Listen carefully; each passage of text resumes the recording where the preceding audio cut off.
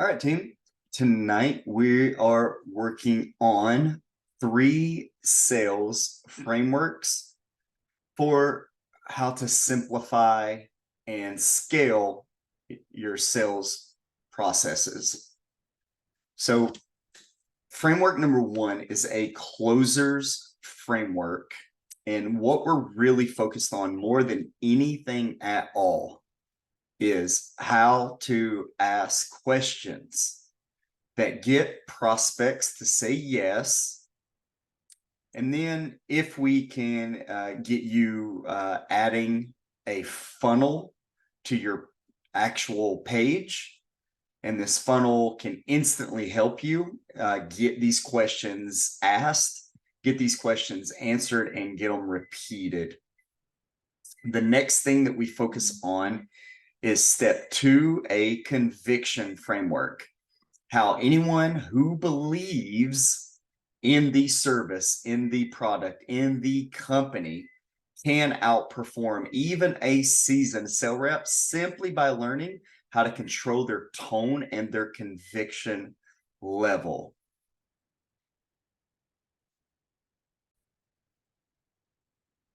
And the third one is a scaling framework, how to easily duplicate this process across salespeople in any niche, 7 days or less.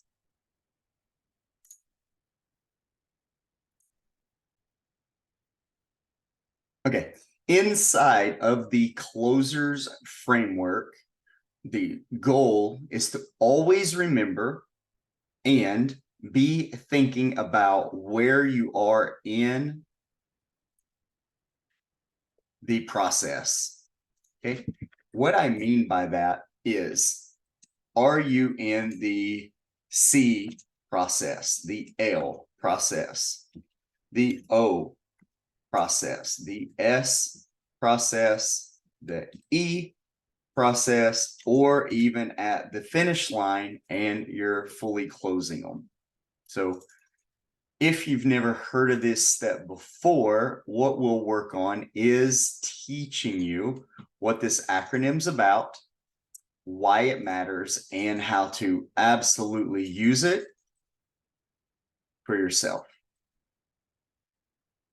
So the real goal here is to be thinking completely what step you're on inside of the closer process.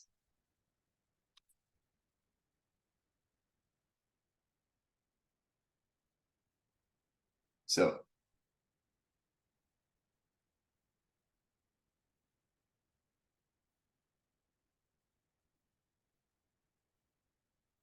to begin, the C in closer is about clarify why they are there to begin with.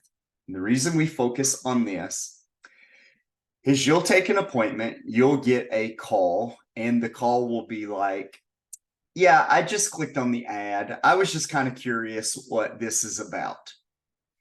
And you'll say, oh, okay, well, this is about X, Y, and Z. And they'll go, okay, thank you for my curiosity.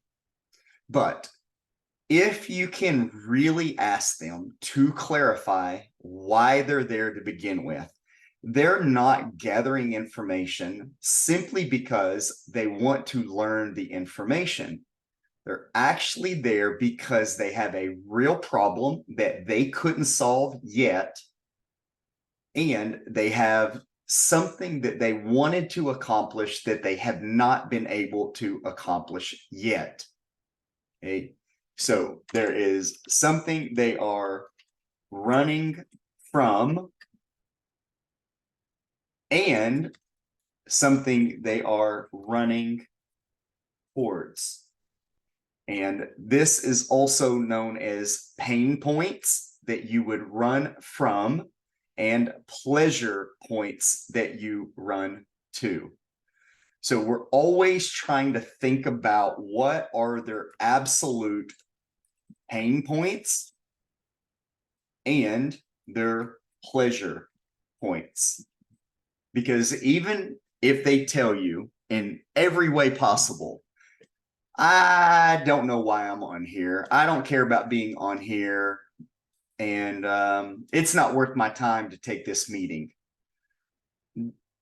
They very specifically were sent that ad because it met the criteria. They filled out that form because it's relevant.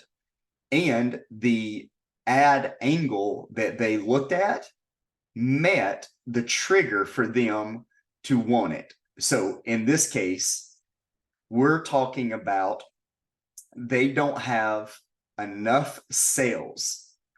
Now, what exactly is the problem with them not having enough sales? Okay, so they could not have enough sales because they have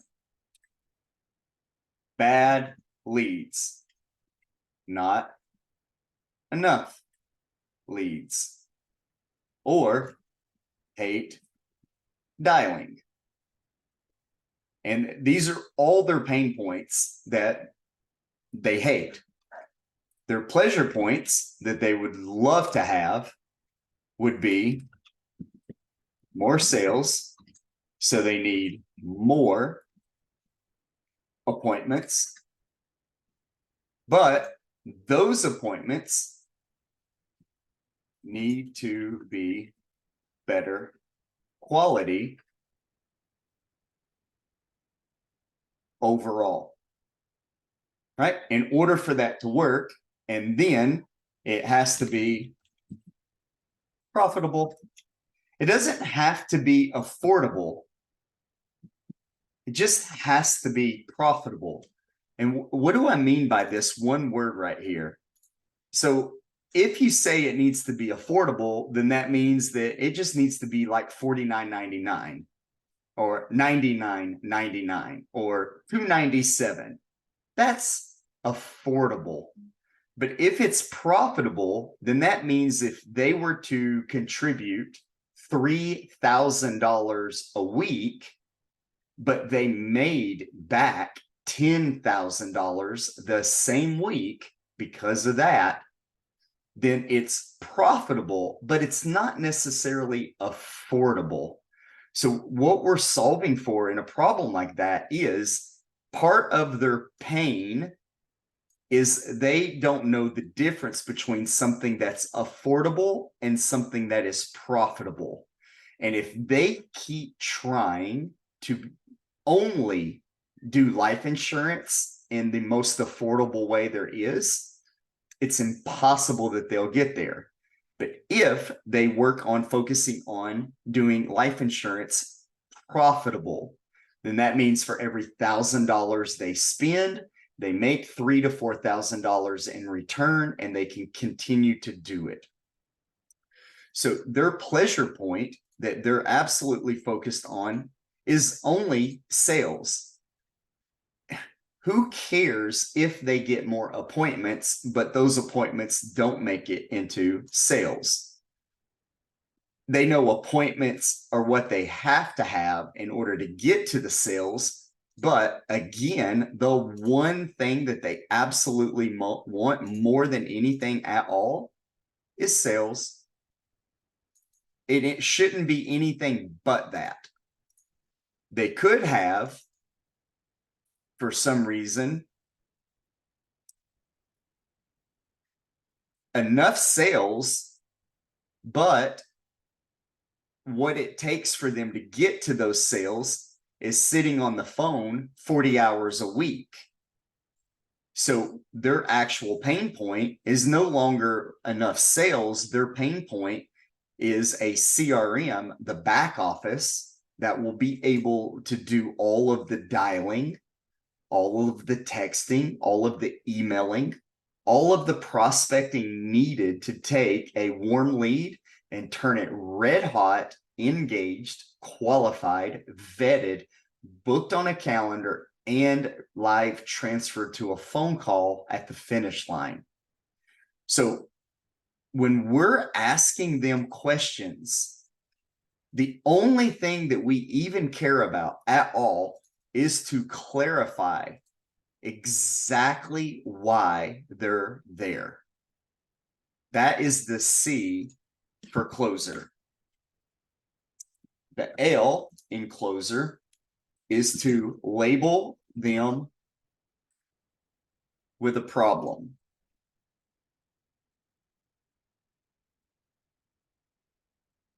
So what do I mean when I say label them with a problem, right? Is their problem a CRM problem? Basically, the dialing. Is their problem not enough leads? Or is their problem bad leads altogether? They're old, they're recycled, they've been given to them for free. They have no control over what leads get handed to them. They're just told to sit there and call them and call them and keep calling them and keep calling them. So if they're going to get bad leads, the one thing you can do with bad leads is automate it so that you're still continuing to engage with the people and they're not actually sitting on the phone making 500 phone calls a day. Also, they could get 10 leads a week, and then they're supposed to call these free leads every week, but they've called all 10 leads, and then they're going to sit there for the other 40 hours. And they're going to go through their phone and find every phone number that they can call, which they've already called 500 times previously. And they're just going to keep trying to call the same old number that they've already called that didn't work. So they didn't have enough leads. And that's an ad spend issue. That's a budget issue. So label them with a problem is to restate exactly what their original problem was and make sure that you tell them, you reconfirm and restate the problem that they're having. And you're going to keep restating it every time. Right. So now that we have got the first two down, the C for clarify, the L for label, the next thing that we focus on is overview their past pain.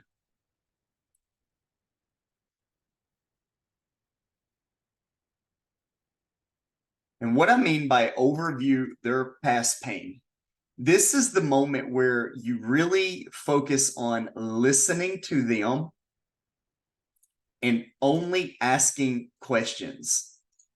So it's all listening.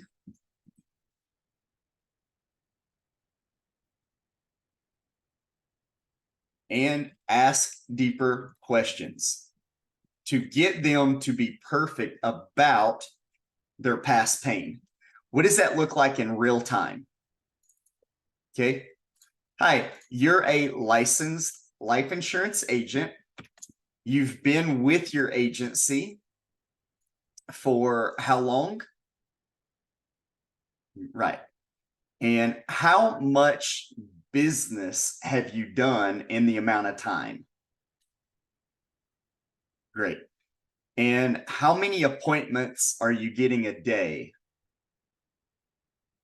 How many appointments can you run a week like that? Okay. So some of your day includes dialing and booking your own appointments. And some of your day includes not having enough leads. And some of your day includes bad leads that hang up on you and tell you never to call you back ever again. But you already bought that lead and you don't know what to do about it. Does that sound right? Did I get that correct? Good. What do you think like the worst day ever was like for you? Yeah. when you tried to do things that would fix the problem, what were the things that you've already tried to fix the problem before you came to our company and see what we could do to help? What are the things that you've already tried? Did it work? Why didn't it work? Like, you tried it. What was it about it that made sure that it didn't work? Okay, so you've had this amount of pain for this amount of time. You've tried this and it didn't work. And then you tried that also and it didn't work. And now you have this amount of time overall with this many failed attempts. And then you called me tonight to see if there's anything we can do different or better that would fix this. Does that sound right? Yes, great. That is the O, overviewing their past pain. Again, you're not telling them how wonderful WooSender is. You're not telling them how wonderful our advertising agency is. You're only listening and taking very, very important details to connect, to be empathetic, to be compassionate, to understand. I thought I could be a life insurance agent and I thought I could make families happy writing them insurance, which will help them and change their lives. Instead of me helping families and changing their lives, I'm stuck at this desk dialing a bunch of phone numbers with people that just hang up on me. They're no longer interested. They've been called by 30, 40 other agents, and I'm 41 on the list of people that called them this week to say the same exact thing. They're sick of me. They're sick of people like me, and I've never met them a day in my life, and I didn't know I was annoying them, and I didn't know I was going to be a pest. I never want to be a pest. I never wanted to be annoying. I genuinely cared about a family getting a policy that they deserve, and I can write a good one. But now I'm stuck dealing with things that I hate, and I don't want a life like this. And I don't know how to fix it. Okay, cool. We make sure that we perfectly understand that about them. Then sell them the vacation. What do I mean by sell them the vacation? This means only solve their problems they just told you. What does this not mean at all? This does not mean tell them about a CRM. It does not mean tell them about artificial intelligence. It does not mean tell them how texting campaigns work and emailing campaigns work. It does not mean tell them we've got really affordable leads on the internet and we'll sell you affordable leads and do the thing and the thing and the thing. It literally means find out what was it that they said that you've labeled them as this is their problem. That was their pain. That was their pleasure. They've tried this. It didn't work. They tried that. It didn't work. If this continues, nothing good comes of it. Something has got to change. And all you sell them is, I'll solve your problem for you. And you solve their problem for you without explaining how you do it. You have this problem.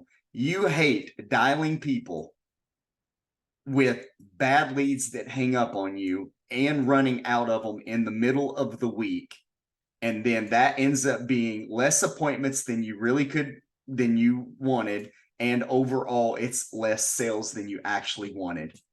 I am going to make you have more sales. No dialing. I will just have them call you and tell you, I want you to sell me a life insurance policy. If I can get a person to call you on your phone and ask them to say, sell me a life insurance policy, would that be your vacation? Yes. That would be my vacation. Cool. I will do that for you. Fair? Yeah, it's totally fair. But I have concerns. I've been burnt in the past. I have tried something else. I have spent money on something else. I have done this. I've done that. This didn't work. That didn't work. I know a person that knows a person that knows a person. Why it failed for them too. I cannot afford to do one more program that lets me down and fails. Right. I have to explain away your concerns. I only explain away your concerns by one simple technique. Tell you a story.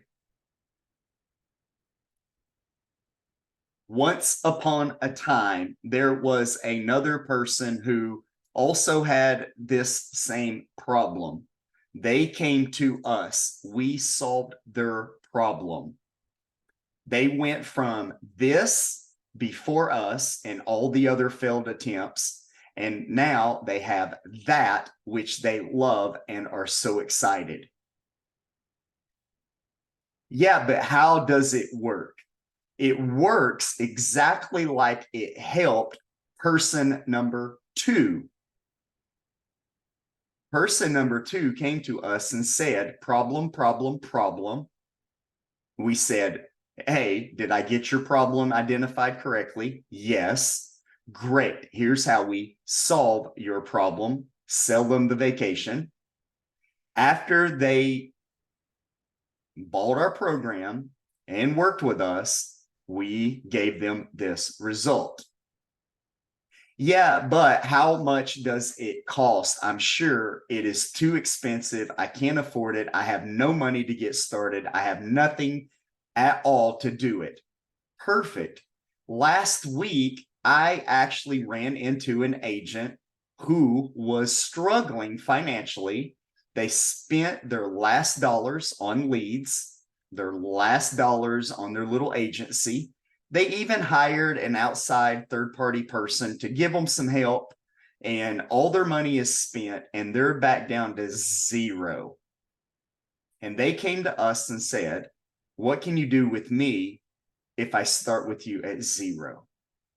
And we helped that person that was at zero like this, and they've been with us now for this amount of time, and here's their latest results.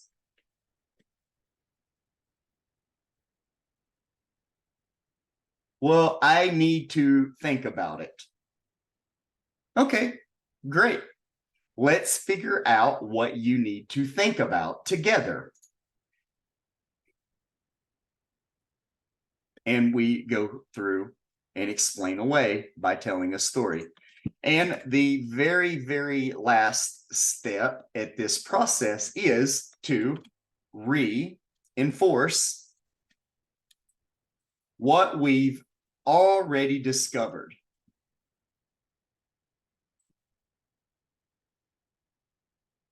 So we will be reinforcing their decision that they made. And the reason we do that is, okay, day one, they spend dollars. Tomorrow morning, they wake up and they say, what did I get for the dollars that I spent yesterday? And we're going to have to do the very first follow-up meeting with them. And we're going to have to sell it again to make sure that they stay happy a day later after we've already collected their money. Well, a week is going to go by that they've given us our money to do something for a whole week now. We follow up with them and say, the dollars that you gave us produced a week like this. Are you still sold on our company, our service, our product, our team? A month is going to go by and we've now collected more of their dollars, and we follow back with them a month later. Hey, did you have the type of month that we thought you were going to have when we sold you the vacation and told you that it's going to be a month like this? Did you get the exact month that we sold you? Yes or no? Obviously, if they say yes, cool, more of it. If they say no, then we are still in the process of reinforcing their decision, reinforcing that sale that they trusted us with. That is the R in reinforcing. I'm going to pause this video and we can dissect it, and then I'm going to build another slide. So I'm pausing the video now. Okay. So clarifying why they are there is the opening of every single meeting that you're going to have. What made you come in today?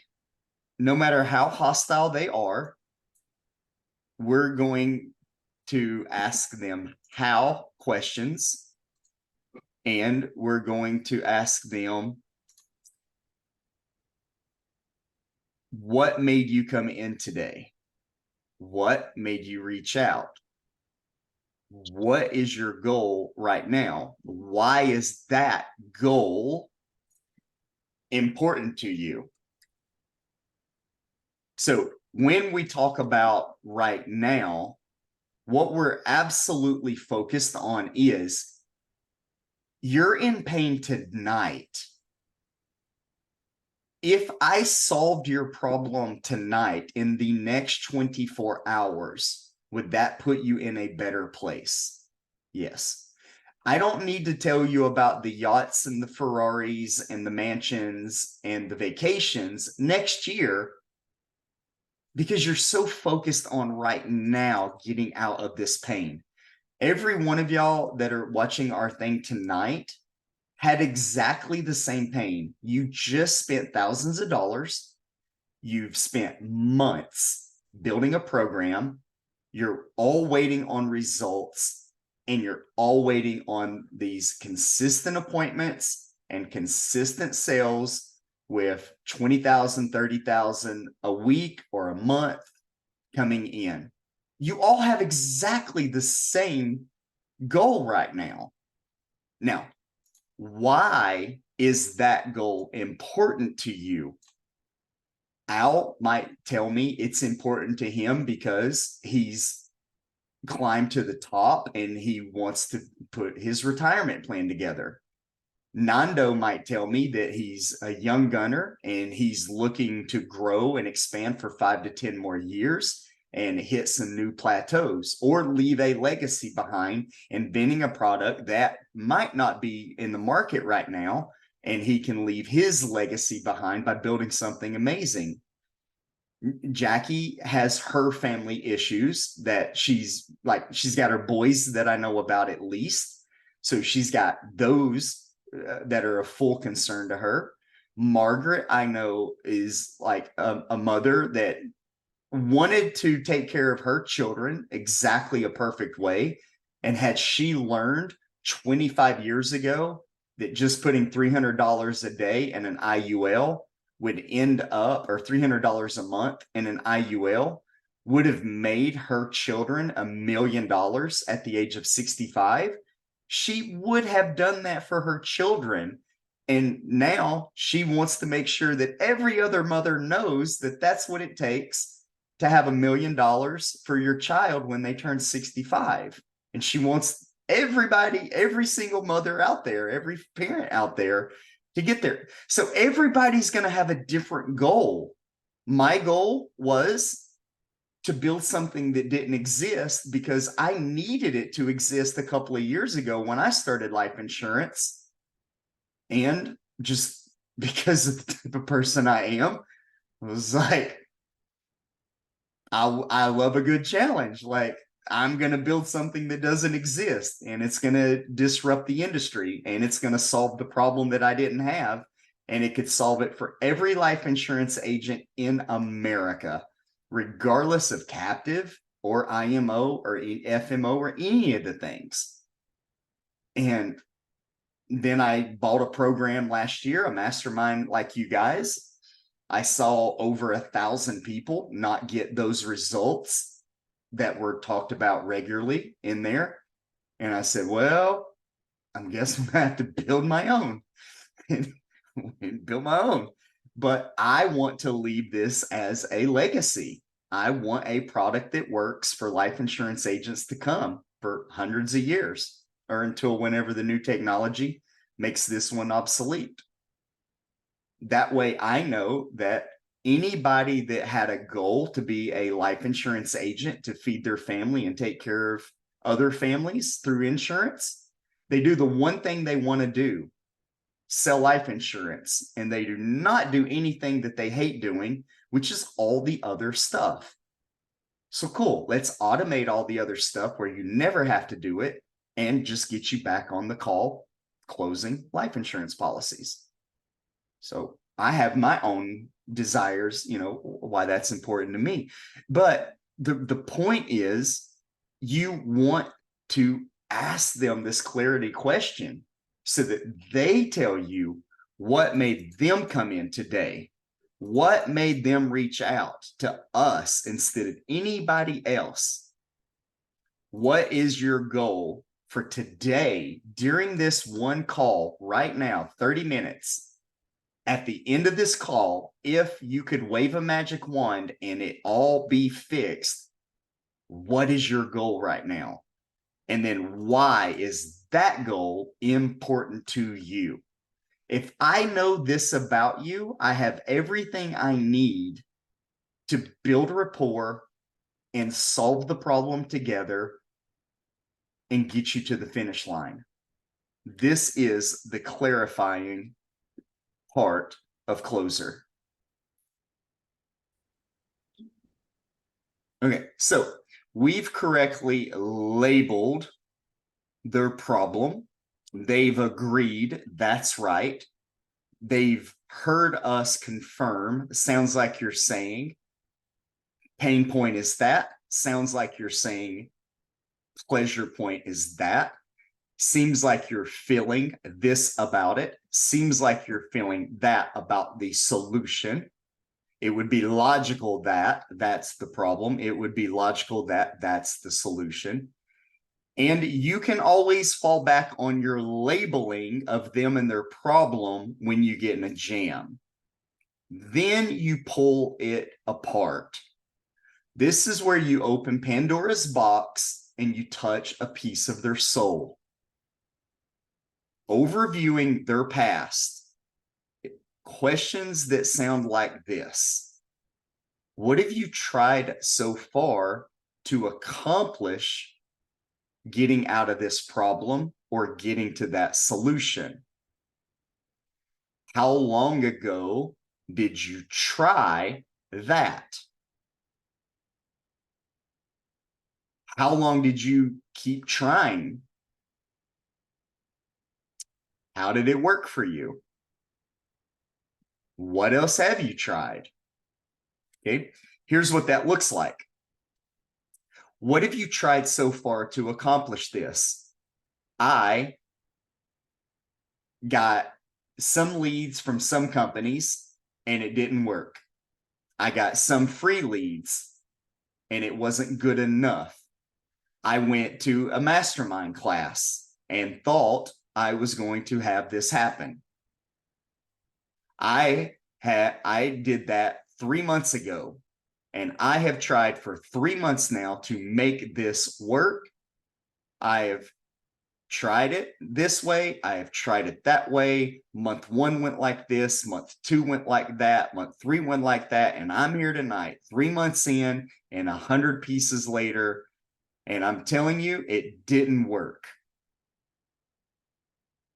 Really, you've tried this, you've tried that, you've done it for 3 months, you've done that for 3 months, you've spent this, you've spent that, you talked to this person, you talked to that person, it had this outcome. What else have you tried? Well, that's really all that I've tried. Or what else have you tried? Well, before that, I tried the other thing. What else have you tried? Well, before that, I also tried the other thing. What else have you tried? Well, before that, I tried the other thing. What else have you tried? Well, that's kind of when my whole career began. That was the first time ever. Okay, great. So you tried this in the beginning, and then you tried that later, and then you tried the other thing after that, and you tried the other thing most recently, and you just tried it again for this much time up until today when you have a meeting with me. Hey, I'm just curious. Do you feel like a failure and that it's a little bit your fault? Yeah, I'm really upset about it. I've done all this. I've spent this money. I've made all of these appointments. I've listened to all these people. I've tried all these things. Yeah, it's hurting me as a person. I feel like a failure. I feel like I wasted my money. I feel this about it. I feel that about it. Hey, I just wanted to let you know it's not your fault. You went to somebody and you tried something and you gave it your best shot. It's not your fault. You're 1 or 2 pieces away from solving the whole thing and making your journey to get there all worthwhile. You're 1 or 2 steps away, and by the end of this call, I'm going to solve this for you. Cool? Cool.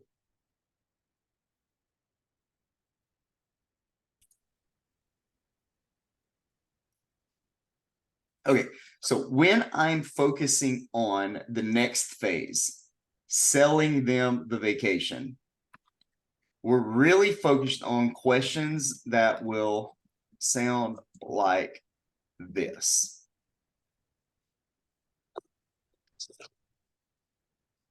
Would you like to hear how the program works?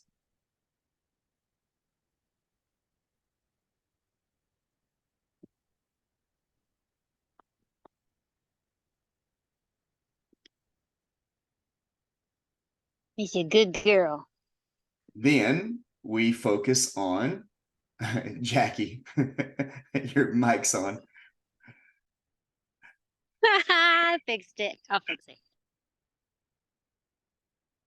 I hope you guys know how to edit videos. Okay. So questions that will sound like this. Would you like to hear how our program works? They'll give you an answer. Okay. We've seen that there are 3 things that make clients successful. Okay. Now, the reason that you focus on a number of 3 is because people think in terms of 3s in general. Okay. Here's what the 3 things are that make life insurance people successful: qualified, vetted, engaged, exclusive,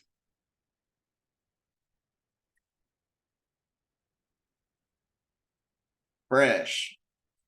warm appointments.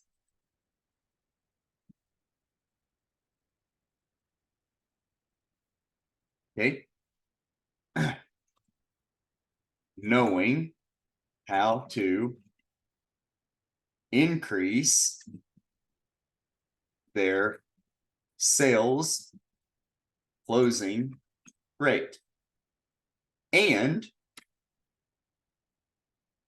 make sure the profit from appointment is 3x better than the cost of that appointment. If we can get these three things, we can control what makes them successful. We focus on taking unqualified, unvetted, unengaged, resold, refurbished, old, cold leads and replace them with qualified, vetted, engaged, exclusive, fresh, warm appointments, not even leads. Okay, so all the things that are wrong with leads are fixed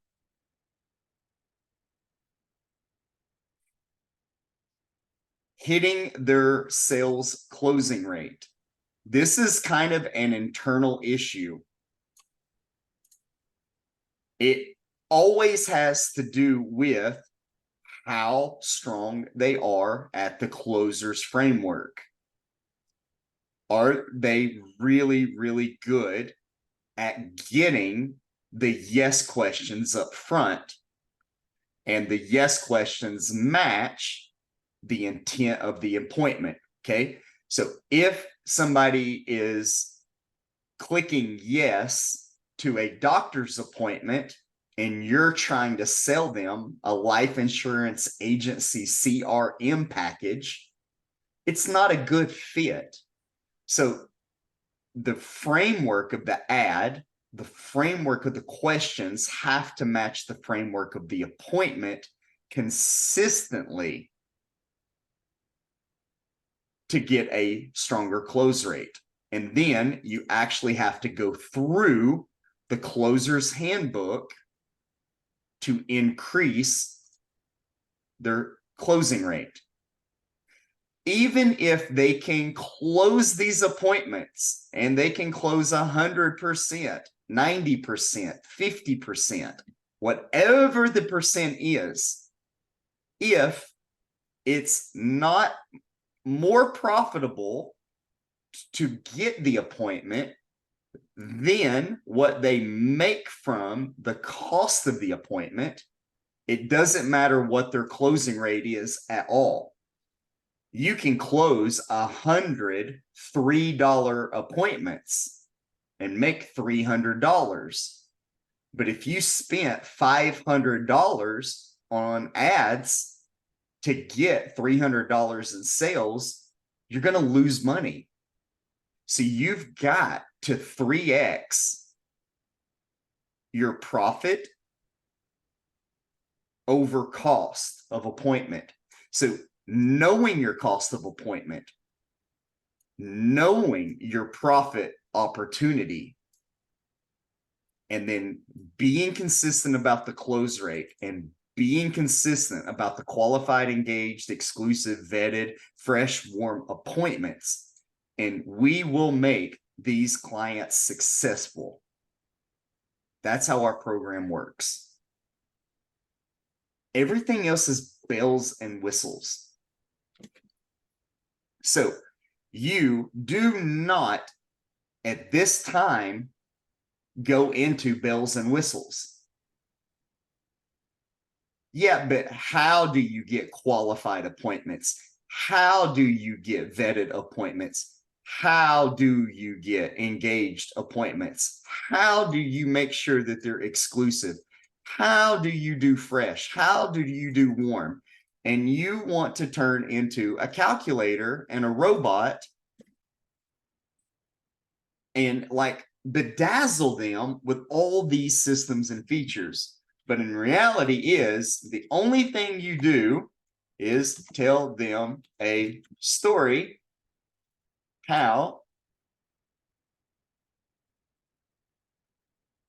a person with that problem got solved by us. And if they ask you, yeah, but explain to me again, exactly how does client acquisition cost on Facebook algorithms work? Here's a story about how we helped a person get appointments.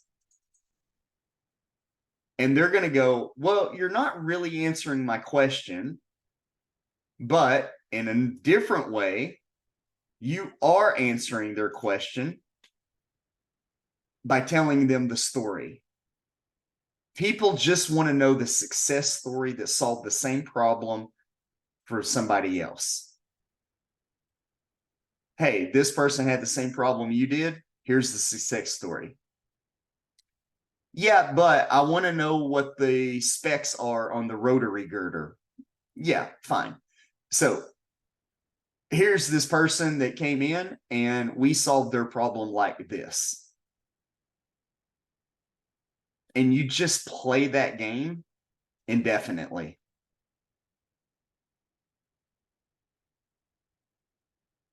So they say, well, tell me about stages and pipelines and campaigns in WooSender.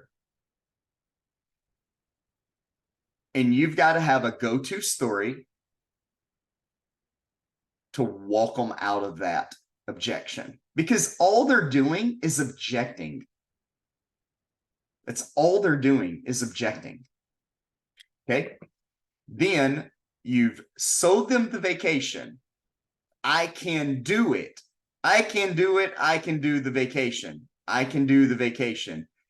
Then we're going to get to the next one that deals with explaining away their concerns.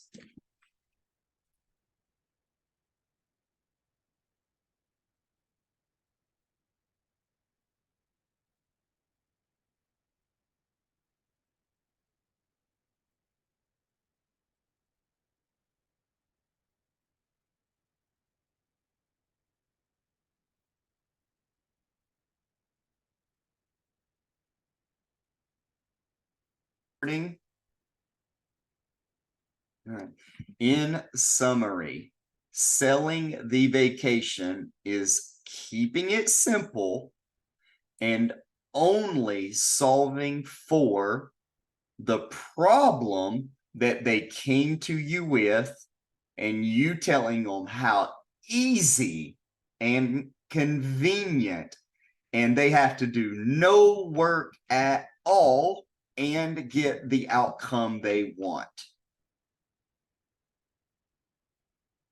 Don't go into bells and whistles. Don't go into the weeds. Don't go into the details.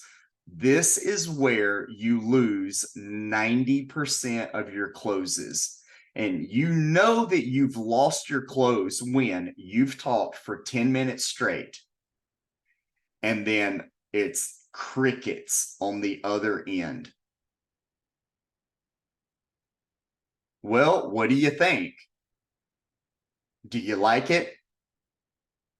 Well, that's my whole spiel. Got any questions? They're just dead silent because they've listened to you tell them things, and all they're doing is panicking because you've explained to them the 100 things that you got to do on the back end in order for it to work for them.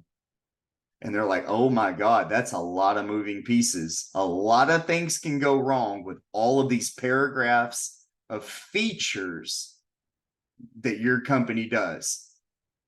And they're focused on the hundreds of things that it can do.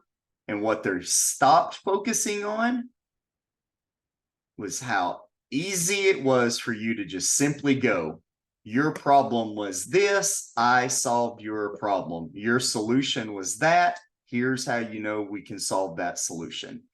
You just have to sell them the vacation. You don't work on vacation. There's no work involved. You don't talk to them about any of the work. You have problem X. Problem X is solved, but with solution Y and Z. We are experts at solution Y and Z, and it fixes problem X. If you hear a gap of silence, then you know that they are concerned.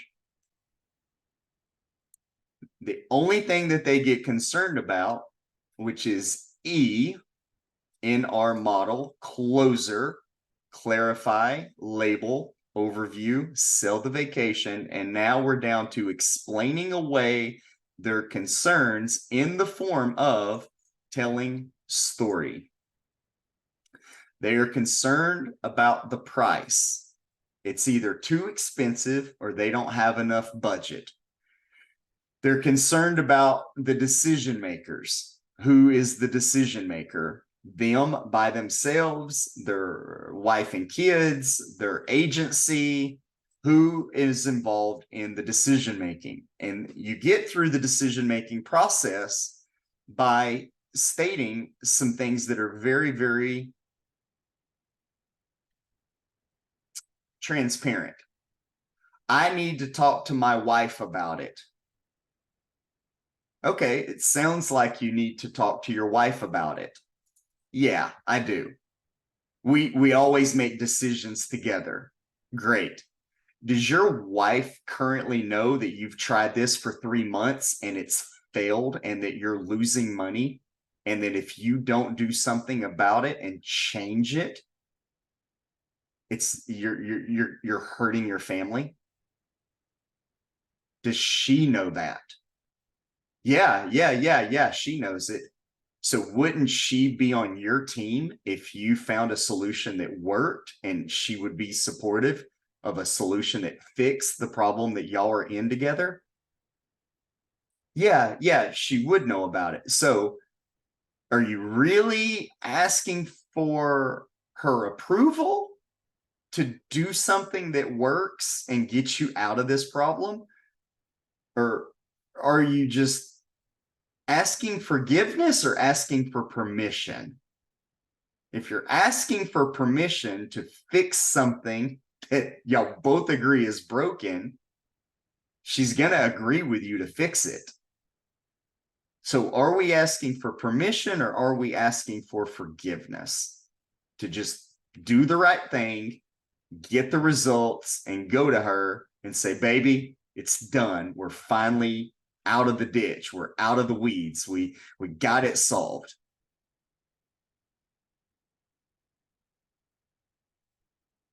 Sometimes it works. Sometimes it don't. Same thing with partners, same thing. If they're responsible to their partners for making them financially successful, then you would simply go, well, clearly your partners don't want you to continue losing like you did for the last 3 months. If you keep doing what you did, you will get the same results that you got. You have got to do something different in order to get out of this. We are the difference that you've been needing to do all this time. Today is the day to make the fix. Then you bring up past agreements. If you go back to the way that it was before this phone call, what was the outcome that you got last week? No leads, no appointments, no sales.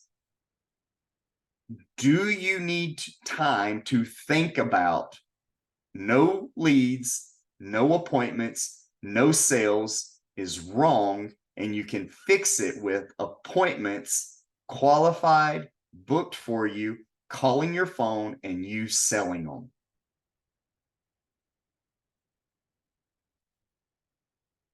So you go back to a past agreement that y'all agreed on here at labeling the problem.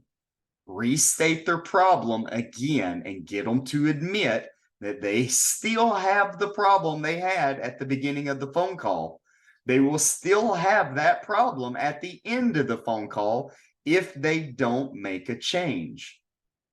You just simply restate that past agreement. And if they do the decision making by themselves, then you just say, forgive me for trying something new to get us out of the jam that we know that we can't get out of any other way. And as long as you try, again, it's not your fault. Keep trying. Ask for forgiveness. Keep trying. Okay. If they stall for more time, well, it seems like another day would be better for me to make a decision. We've ran out of time. We've ran out of whatever. Somebody showed up at my business.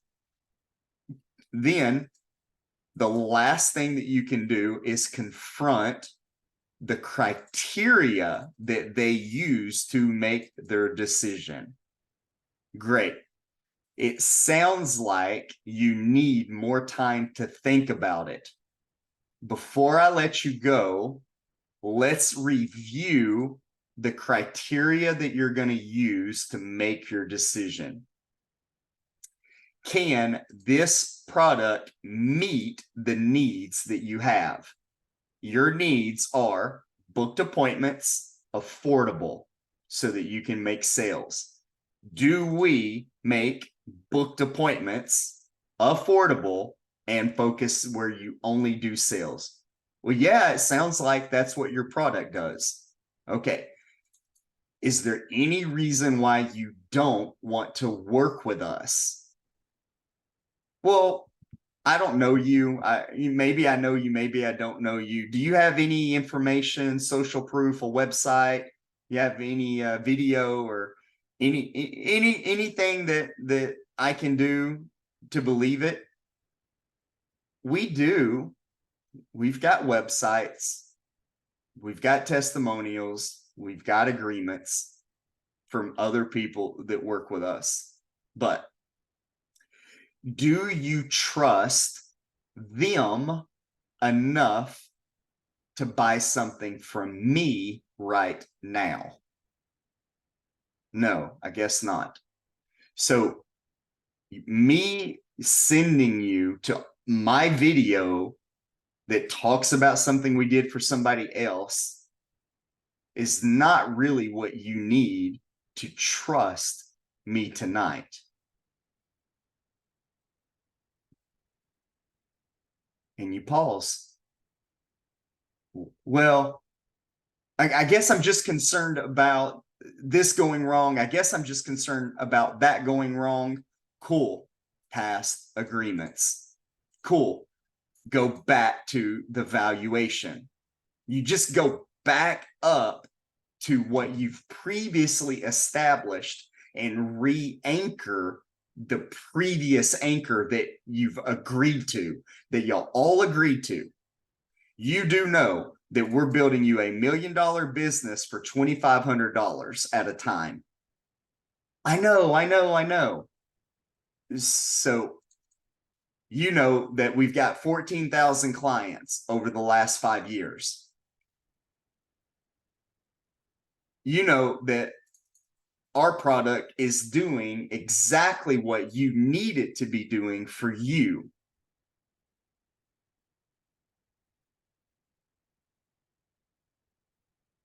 Well, I don't have any money at all. None, zero. Okay. If you don't have access to any funds tonight, no credit card, no loan, can't borrow it.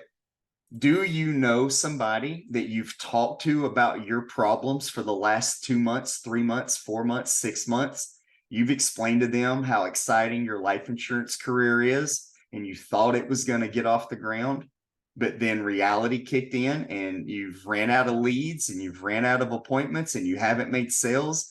And now you don't even know if you're going to continue life insurance at all. And you're at this crucial moment in your life. Who have you told that story to? Did they believe in your calls? Did they believe in your dreams? Did they believe in your future? Would they help you do this? Well, no. Nobody believes in my calls and nobody believes in my dream. Cool. Can we just delay the payment? Like, I know we need to, do a payment. If we just delayed the payment and started getting you results while I delayed the payment, and we'll figure out how to pay us later, would that help you? Yeah, if you would delay the payment, I could do it. Great. Even if you delayed the payment, I still can't do it. Well, let's go back to what happens, like what happened in September. What were your sales like in September? What were your sales like in August? What were your sales like in July this year? How many sales have you made June, July, August, September? We're in October. If you keep doing what you did this year, what will your outcome be by Christmas and New Year's? Well, it'll still be broke. If we can get you $600 appointments and you sell one a day and you make $3,000 a week for the next 9-10 weeks, well, what's $3,000 times 8 or 9 more weeks? Like $24,000, $25,000, $27,000. So if you go back to doing what you did yesterday, you'll have zero. If you do this with us and you get $20,000, $30,000 by the end of the year, and we'll delay that payment, what am I missing? Why would you say no to that? What am I missing?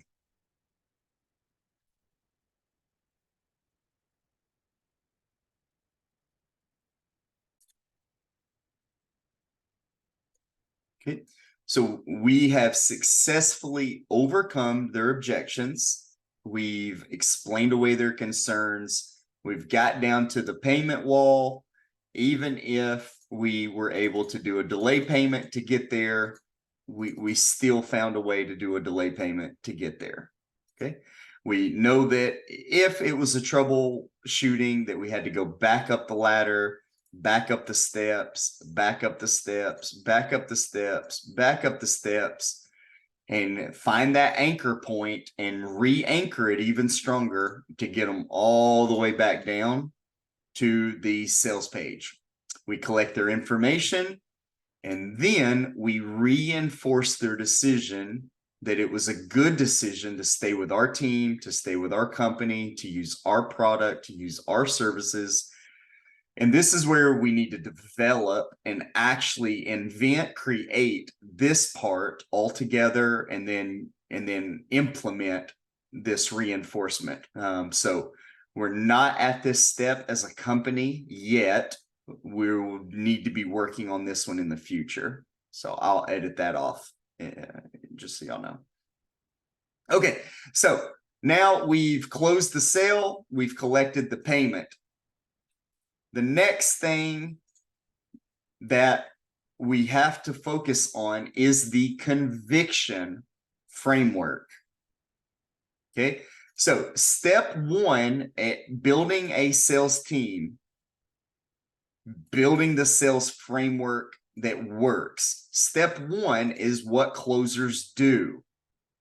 Step two, to be a great closer, to be a great salesperson, is working on conviction. Actually working on conviction. How that looks.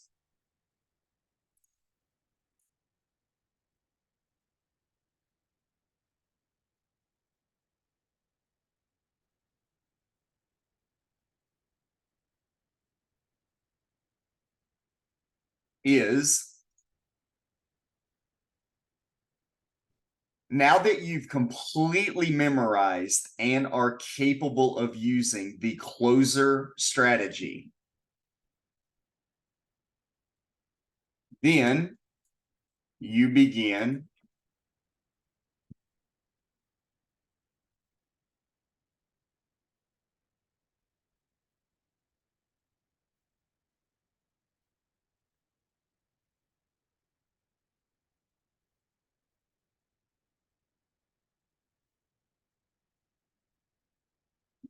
focusing on the different conviction levels that each person in your team has.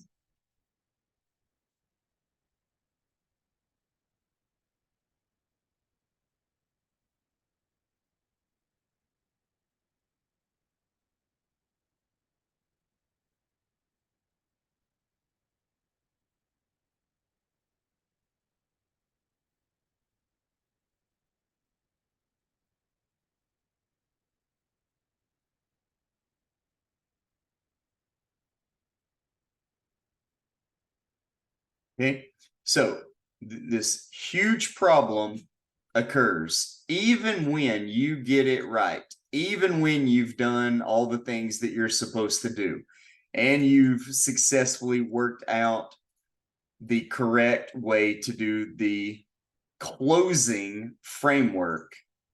You'll notice there will be people in the company that can make sales immediately using the closer strategy. And there will still be people who will not sell or not close. And the reason this happens is their level of conviction. It has everything to do with how they are communicating to the audience, to the customer. Everything to do with it. What that looks like is if you listen to other closers and those closers begin to talk to you about what works and what doesn't work, they will explain that even if you get exactly the perfect closer framework,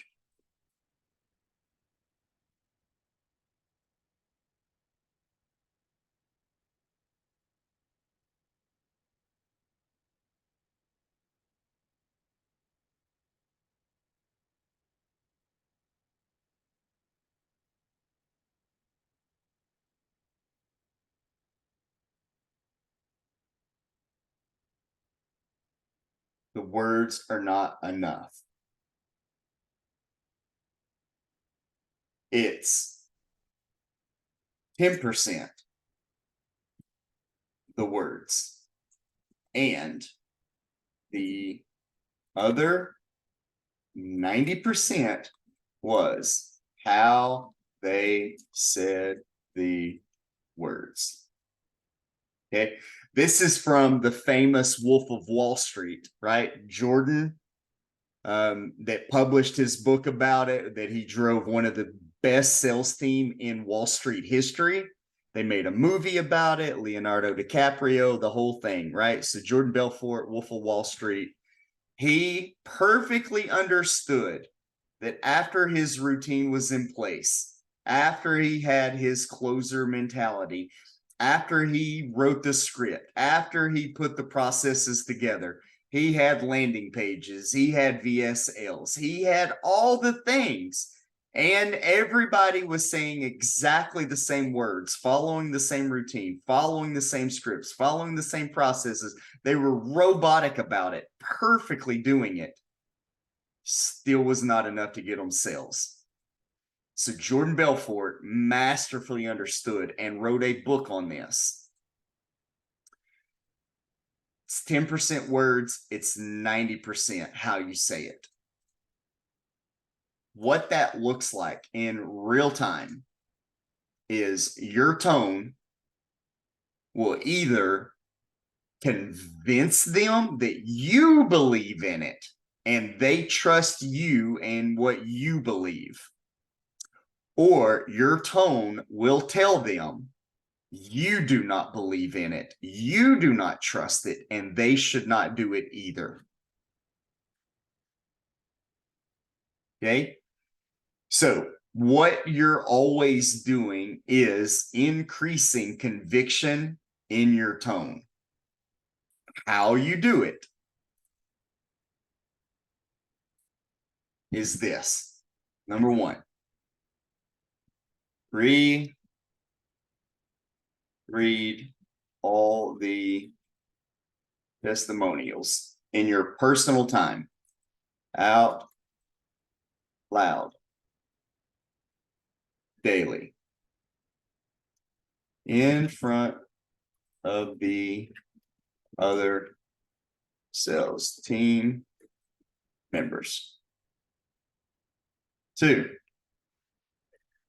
fix everything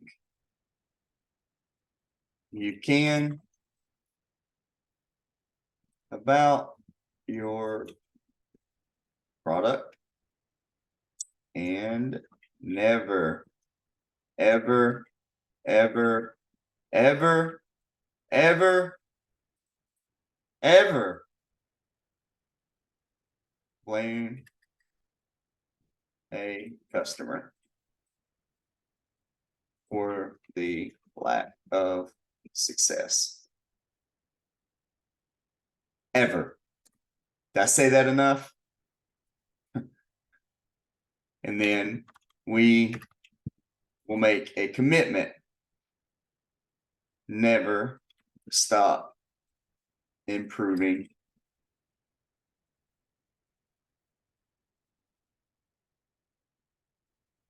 our product, team, service, so you know it's always up to date.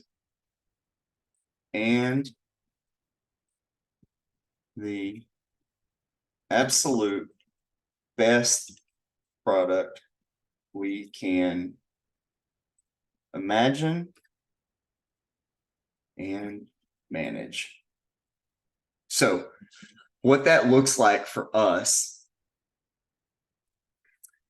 is every time we know about of an update or a way to improve it, we diligently look to implement it right off the bat.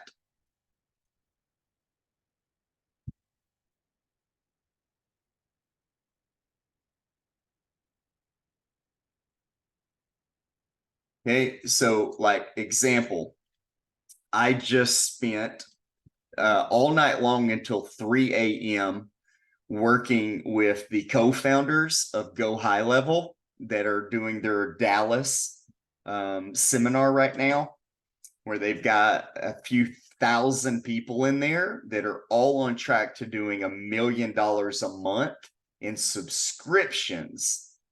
And they were talking about how they're rolling out AI, how they're rolling out AI voice call, AI voice callback, all these other things. So guess what we're going to do? We're going to learn how it works. We're going to implement it. We're going to use it.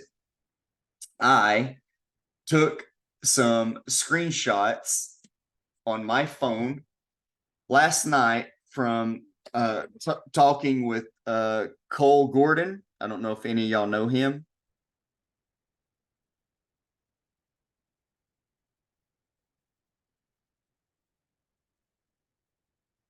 Anybody know him? Know of him?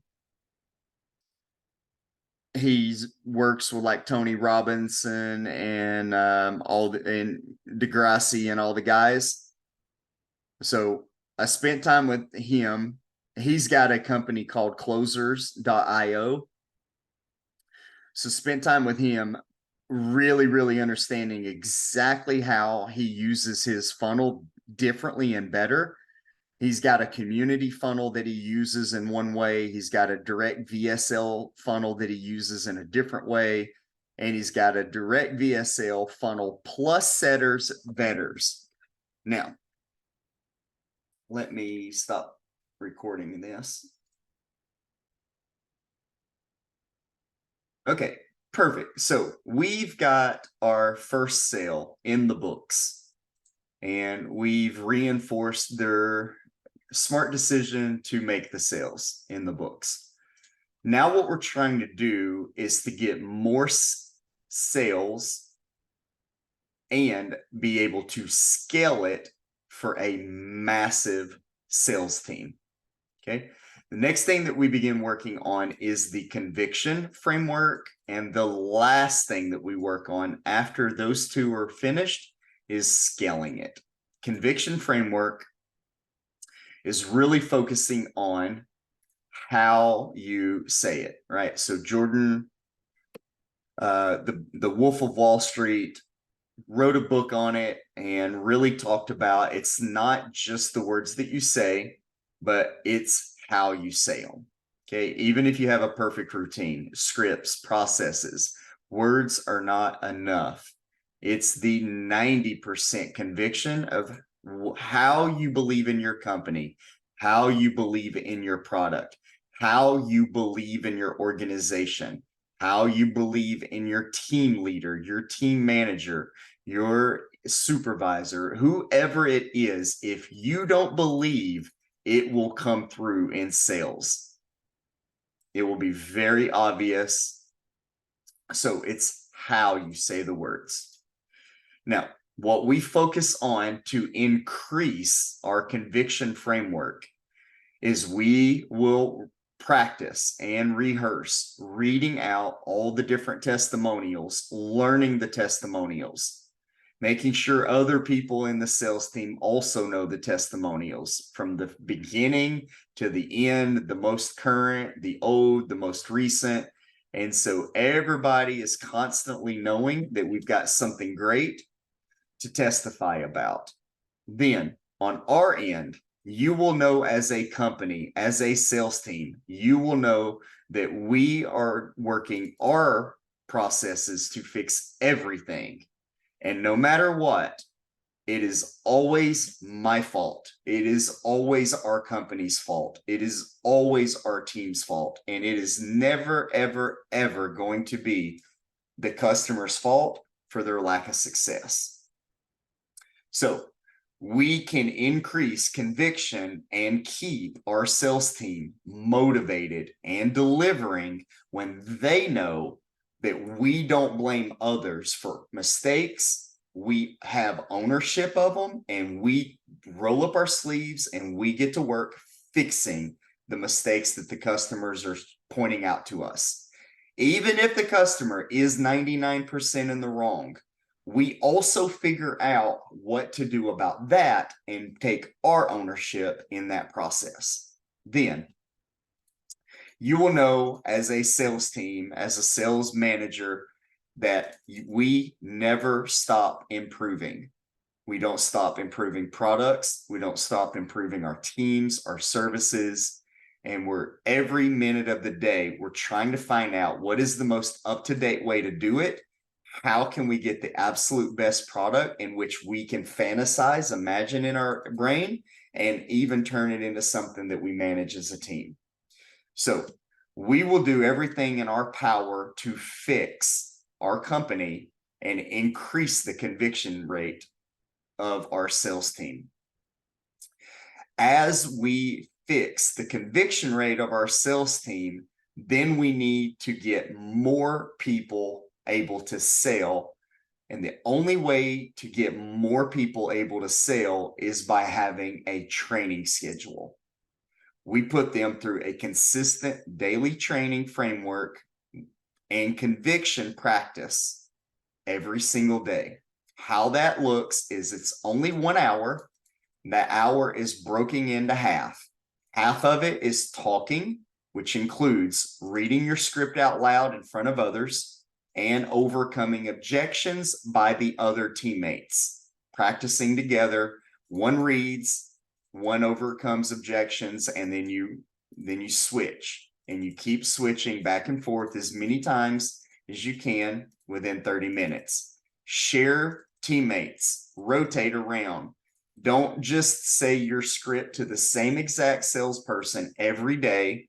Find somebody new that you've never said it to. Convince them, sell them on it. Listen to them, convince you and sell you on it. Overcome their objection, and you watch them overcome objections as well, right? So rotating and getting with everybody is half.